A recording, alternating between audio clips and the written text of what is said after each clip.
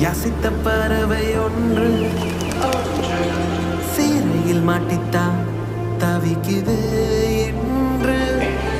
கடலையே நேசித்த கெளுத்தி ஒன்று கடலும் வத்தி போக கண்ணீர் கரையில் நின்று